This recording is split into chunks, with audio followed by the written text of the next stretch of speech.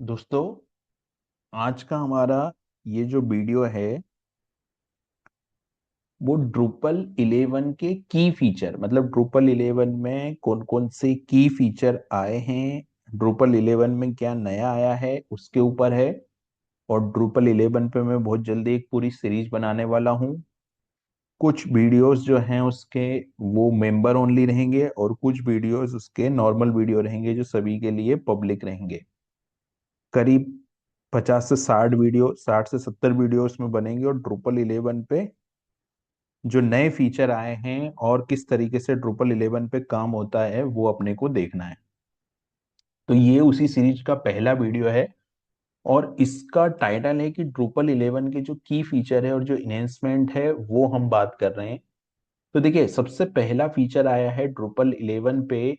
देखिए, यहाँ पर मैंने ड्रूपल 11 को ऑलरेडी सेटअप कर रखा है। तो ये जो आप नेविगेशन देख रहे हो लेफ्ट साइड में, ये ड्रूपल 11 पे है। तो अगर आप यहाँ पे मॉड्यूल में जाते हैं, एक्सटेंड में जाते हैं और यहाँ पर एक नेविगेशन नेविगेशन का एक मॉड्यूल आता है। अगर आप यहाँ एक्सटेंड में जाएंगे और नेविगेशन वाले मॉड्यूल पे जाएंगे, तो जैसे मैंने यहाँ पे नेविगेशन वाला मॉड्यूल इनेबल कर दिया, तो ये इस तरीके से नेविगेशन यहाँ पे आने लगेगा। लेकिन अगर मैं यहाँ पे मान लीजिए कि ये वाला अगर नेविगेशन टॉप कर दूंगा, तो ये ऊपर नेविगेशन आ जाएगा। तो एक ये मॉड्यूल यहाँ पर ड्रूपल 11 में एक ये नया फीचर आया है। दूसरा फीचर यहाँ पर ड्रूपल 11 का जो है वो है रेसिपीज का। रेसिपीज का क्या मतलब है? तो देखिए, जब भी आप कोई किसी फंक्शनैलिटी से रिलेटेड जब आप एप्लीकेशन बनाते हैं, मान लीजिए आप कोई एप्लीकेशन बना रहे हैं और वो एप्लीकेशन है ब्लॉक से रिलेटेड। तो ब्लॉक से रिलेटेड एप्लीकेशन में ब्लॉक से रिलेटेड जितनी चीजें होती है, जैसे कैटेगरी होती है, परमिशंस होती है, यूजर रोल होते हैं, तो वो सारी एक पूरी रेसिपी उन्होंने बना के दे दी है ब्लॉक की। और आप उस ब्लॉक रेसिपी को एक्टिव करेंगे तो वो सारी फंक्शनैलिटी, मतलब एक बंडल है फंक्शनैलिटी का, वो एक्टिव हो जाएगा आपकी एप्लीकेशन में। तो ये एक फीचर है, इससे बहुत सारे एफर्ट बचेंगे, प्रोडक्टिविटी बढ़ेगी। ठीक है। जैसे यहाँ पर अब मीडिया का है या कंटेंट सर्च है, तो कंटेंट सर्च का अगर मेरे को फीचर एप्लीकेशन में एक्टिव करना है तो ये कमांड मुझे रन करना पड़ेगा। तो मैं जैसे ही ये कमांड रन करूंगा तो कंटेंट सर्च वाली जो फंक्शनैलिटी वो एक्टिव हो जाएगी मेरी एप्लीकेशन में। तो ये कुछ रेसिपी यहाँ पर आपको दिख रही है। ये मैंने ये नया एक कंट्रीब्यूटेड मॉड्यूल जो है ब्राउज प्रोजेक्ट का, इसको इंस्टॉल कर रखा है। तो अभी मैं यहाँ जाऊंगा तो यहाँ पर ये 28 ये कोर की रेसिपी है। तो इससे क्या होगा कि जैसे मान लीजिए कोई ब्लॉग की वेबसाइट है तो ब्लॉग की रेसिपी आपको मिल जाएगी, आप उसको एक्टिव करेंगे तो बहुत सारी फंक्शनैलिटी आपको मिल जाएगी। ठीक है। अब जैसे यहाँ पर ये लोकल वीडियो मीडिया, ये एक रेसिपी इन्होंने दे रखी है। तो इस तरह से ये एक रेसिपी का फीचर आपको यहाँ पर मिल गया। दूसरा फीचर यहाँ पर आता है आपका, जो आता है कि जैसे आपको ड्रूपल में एक फीचर आता है कि सिंगल डायरेक्टरी कंपोनेंट, है ना। सिंगल डायरेक्टरी कंपोनेंट जब हम थीम बनाते हैं तो ये एक फीचर है कि सिंगल डायरेक्टरी कंपोनेंट।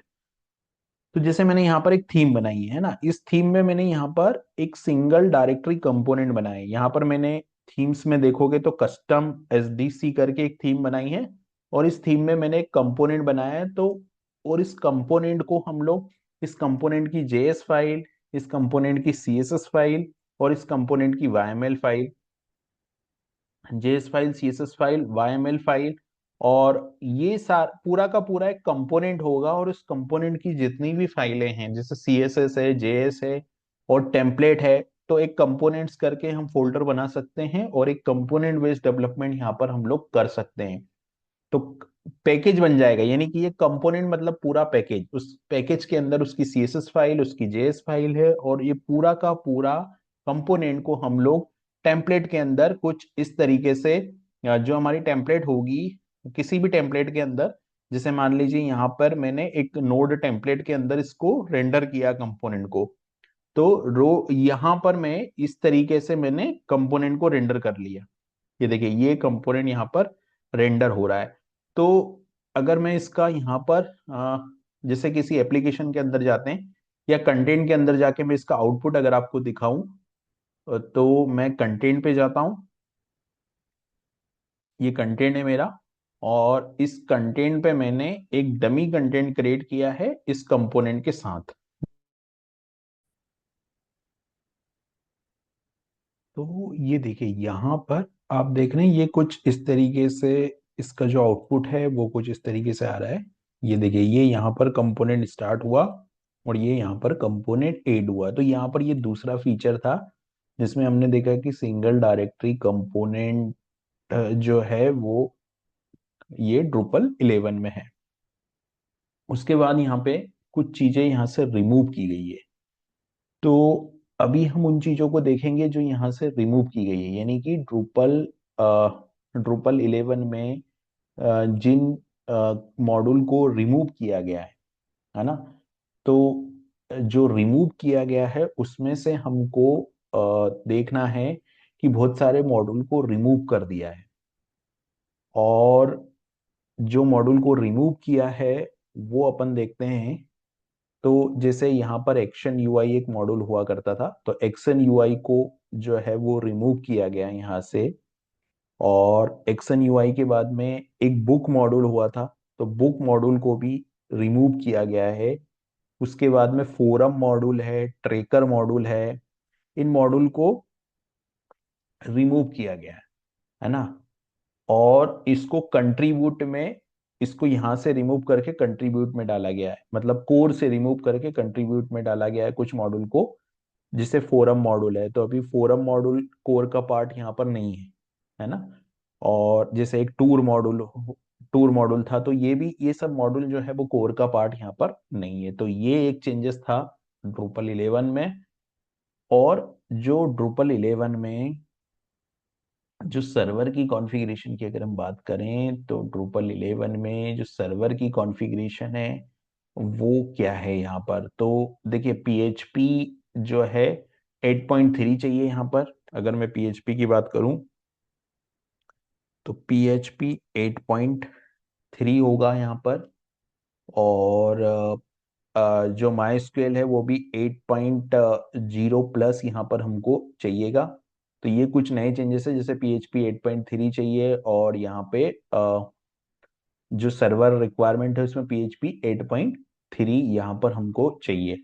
तो ये कुछ चेंजेस थे जो कि Drupal 11 में किए गए हैं। सबसे ज्यादा जो चेंजेस है वो ये SDC वाला जो कंसेप्ट है उससे है। इससे जो हम थीम बनाएंगे वो भी हम यहाँ पर SDC के बेस्ड यहाँ पर थीम जो है वो हम बना सकते हैं।